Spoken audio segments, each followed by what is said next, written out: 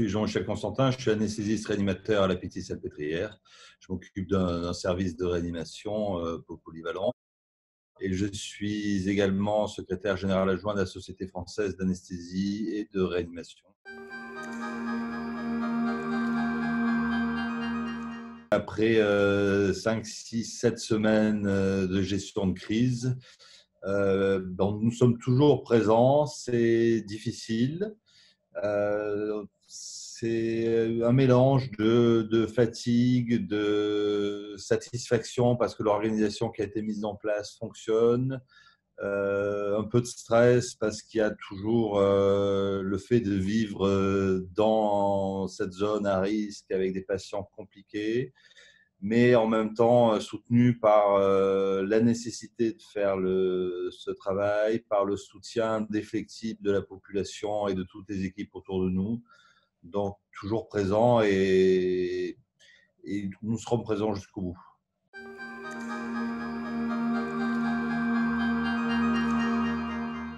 Les mesures qui ont été nécessaires et très rapidement nécessaires, au niveau institutionnel, hospitalier, il a fallu répondre tout de suite par l'acceptation et l'organisation dans les zones à plus haut risque de ces patients Covid, qui sont des patients compliqués avec des syndromes de détresse respiratoire aiguë très importants, très invalidants, nécessitant une prise en charge très particulière. Mais en même temps, et c'est ce qui est vraiment frappant dans cette période, il a fallu, devant l'afflux massif de patients, réorganiser totalement le système de soins.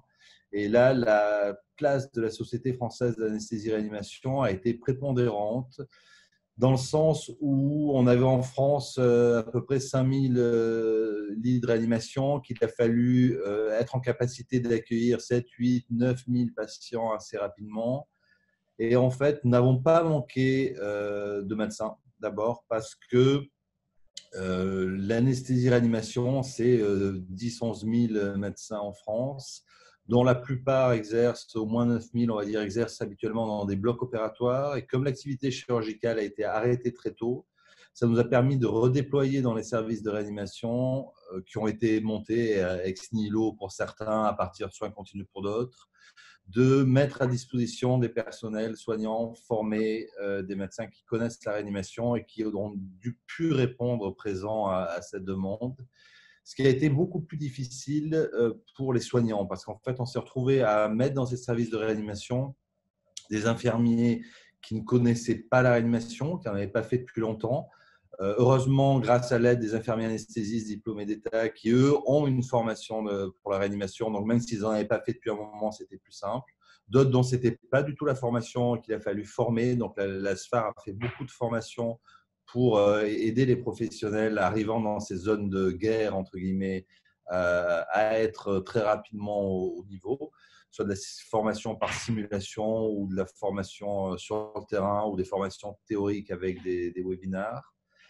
Et en même temps, on a dû mettre à disposition de l'ensemble de la communauté médicale des recommandations qui changeaient très souvent parce qu'on découvrait au fur et à mesure plein de choses sur le virus, sur la façon de le prendre en charge.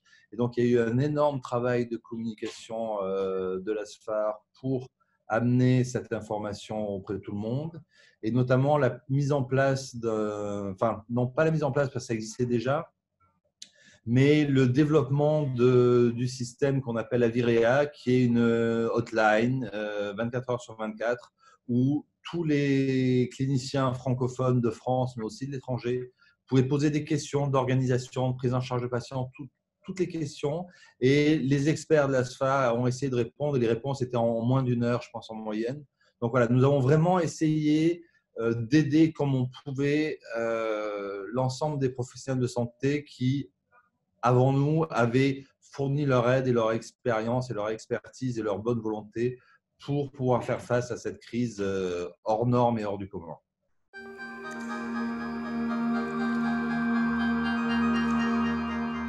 D'abord, de donner un peu de repos à tous ceux qui sont sur la brèche et sur le pont depuis le début, parce que l'hôpital était sous tension depuis des années et je pense que cette crise face à laquelle l'hôpital tient en dépit de l'impact de cette vague et de ce tumulte induit par le Covid.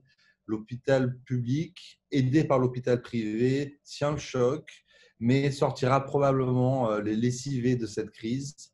Donc, du repos, probablement repenser nos organisations. Il va falloir réinjecter des personnels et des personnes qualifiées dans ces services.